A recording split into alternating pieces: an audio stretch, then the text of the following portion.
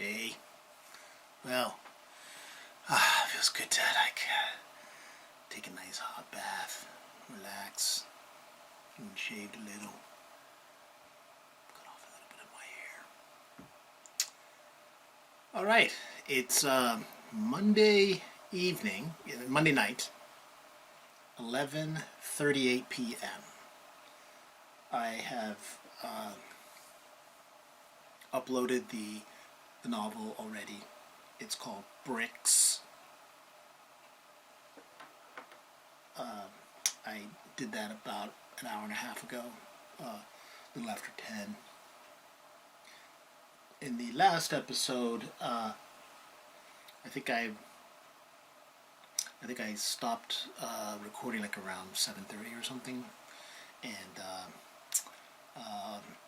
all I had left to do was just take all the individual chapters, put it together in one form, one manuscript, and then format it correctly, then edit it one last time, and then proof it, which I kind of did at the same. I proofed it and edited it at the same time, because there wasn't really, I didn't have any significant changes I wanted to make to it or add to it. It is what it is. I think it reads really well, and wanted to share one thing with you about myself and what happens to me sometimes as a writer is I get a little emotional when reading things, and sometimes even while I'm writing it. And that happened in two parts as I was going through it, and two specific parts in this book that happened to me. And I can't tell you if it was because of a personal connection to what is happening in the novel, or just the way that the words evoke those feelings, and so that's a good sign that you have written something that is that has merit, and I believe that this does have merit. It's okay. Obviously, I'm not very objective about it. I mean, it's not like I haven't read things that I've written and go, that kind of sucks. This doesn't suck. This definitely doesn't suck. Whether or not it's something that will, I hate to use resonate with somebody because it's so overused, whether or not it touches somebody or they respond to it strongly in a positive way, I think it depends on the person. This is a YA title. It's about teenagers. It's really from the point of view of a teenage boy. It has the ingredients that one would expect of a coming of age type of novel, but I don't think that it's trite, or that it's formulaic. It's not like, oh yeah, that story again about blah blah blah. I don't think that it is like that, even though it does have elements of what you would expect to see in a novel about teenage angst, young love. In the book, I do make reference, which I often do, to other literary works or other works. Make reference to Greek philosophy, and a movie called Love Story, which I have Love Story over here that I found at a garage sale. I wouldn't actually buy Love Story. I paid more than 50 cents for it. But there it was, and it called to me, and ironically enough, there it is. Now, did that cause me to do this, to include it in this Was it suggested to me because I saw it at a garage sale? Really what it was was the phrase, love means never having to say you're sorry. And as Ryan O'Neal said in a subsequent flick called What's Up, Doc, with Barbara Streisand, she says, love means never having to say you're sorry. And he goes, that is the stupidest thing I've ever heard! And when you think about what is that supposed to mean? Look it up sometime and you'll see it's like, I don't think you can really say has deep meaning, deep philosophical meanings like the Greek philosophies cited in the book. It's an inscrutable phrase, and the guy who wrote it, Sequel, I guess his name was, he didn't. Unlike situations where someone writes a book and then they make a movie out of it, this was the reverse. So he had actually written the screenplay for it, and then wrote the book after. He novelized the film. That's what he did. So he just came out with the scene, and it's said twice. The woman who spoiler alert. The woman who ends up dying at the end of it, the love interest of Ryan O'Neal, says he's angry and he says, I'm sorry, and she goes, oh, love means never having to say you're sorry. And so it's like, what? Oh, okay. And then at the end of the movie, his father shows up at the hospital shortly after she's dead, and Ryan O'Neal's character, Oliver, says, he comes in and says, oh, I'm sorry. Not sure what he was sorry about, and then Ollie says, love means never mean you're sorry. It means never having to say you're sorry, and so really in that context, he's really just repeating something that she had said, and he's distraught, and he's not supposed to make sense. And so that part of it is okay, in that he's repeating what she said. It's just that earlier in the movie, when she says that, doesn't make any sense. Doesn't seem to make any sense. What is that supposed to mean? So you'll find in this book that does factor into this book because the person, Darlene, she never does say that she's sorry for something that she did, which I'm not going to give away, but because it really, you really have to read the whole thing, and it's not that long, it's only 25,000 pages, and so as I'm writing this, it is autobiographical, and so as I was writing it, I did conjure up memories that I didn't know were really there. It's more over 40 years ago, so you can be forgiven if you're not able to wake up one day and say, hey, you know what? So-and-so said so-and-so, and this is how that happened.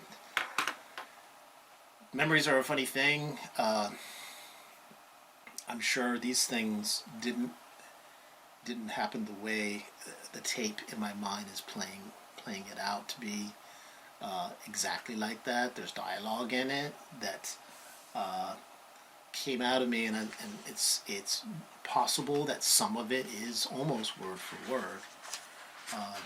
Definitely when my mom told me to shove the guitar up my ass, that's a direct quote, and she did say it. And it is a direct quote, and I quote, when I said, fuck you, and slammed the door in her face. So that gives you, there is some profanity in this story, there is graphic sex in it, the audience is young adults. My position is, I think adults can also read young adult things, or heck, watch Love Story.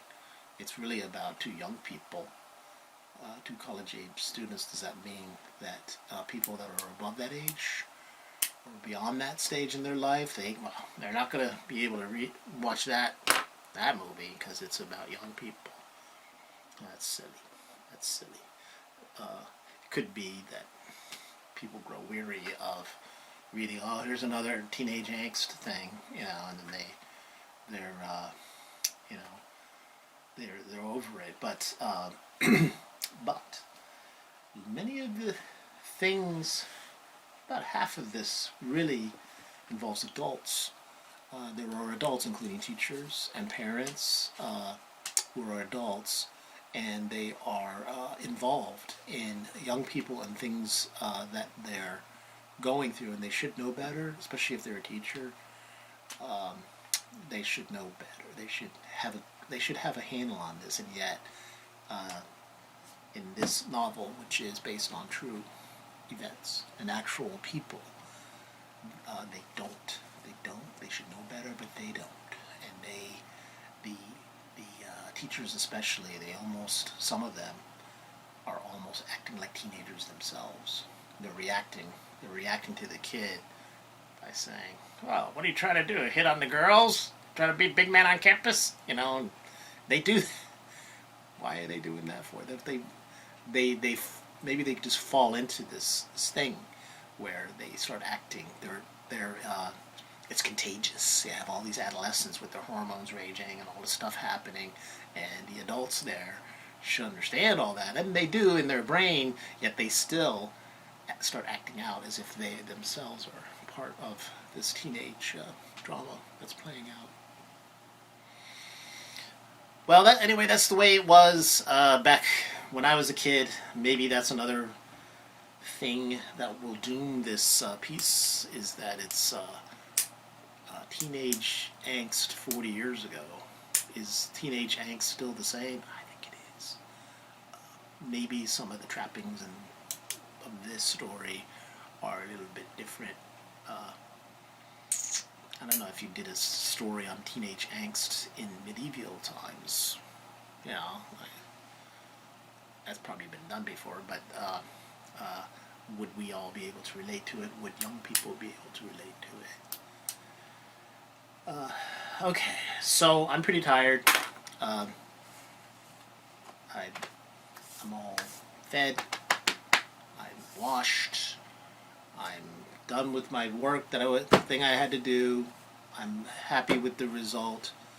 I'm going to go read it in a minute. Before I go to sleep, I think I'm just going to read it one more time. Maybe I'll print it to give the skip.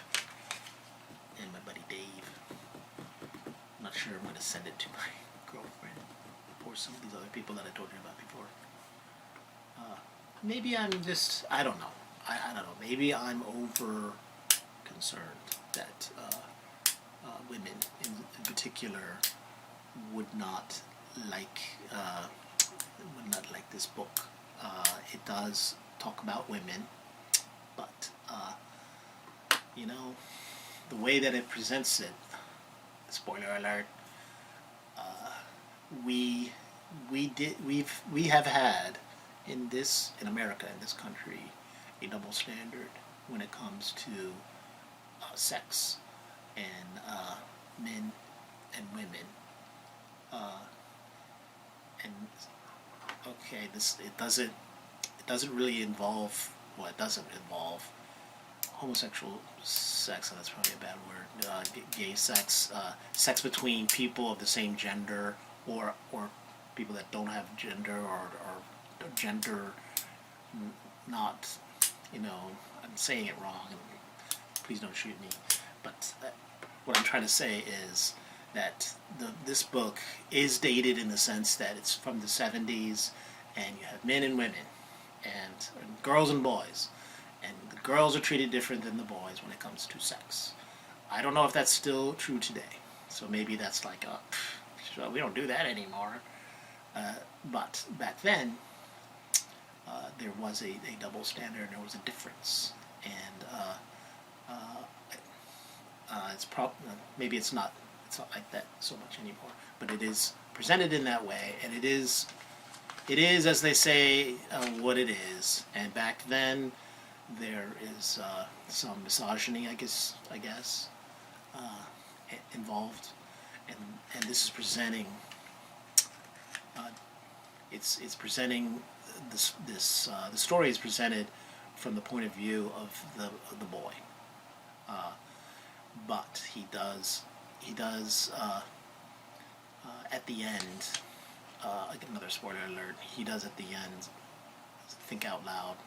You know, I'm telling the story from the point of view of the boy, and Darlene did this, and Darlene did that, and Darlene, and she's like doing all these things that are impacting the boy. It's impacting the boy, and which is kind of is it really a sexist way of saying it? It is if you're saying it's her fault, she did it, which in the book it's not. You know, it does explain that it's not her fault. It's nobody's fault. It's really nobody's fault, and you have to get to a point where you don't consider, gee, what that hussy's doing this to this boy, and isn't she a slut and all this, and that poor kid is just doing what a red-blooded American boy would do.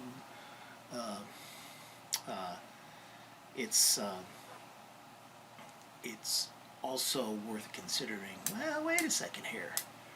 What did he do to influence her? How did his behavior impact her? And I'll leave you with this thought.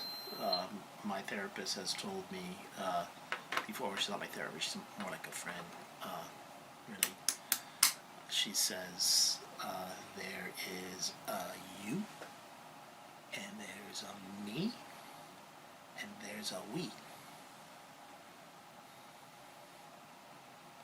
Put that in your pipe and smoke it. Okay. Thank you very much for your attention. It is now 5 minutes to midnight.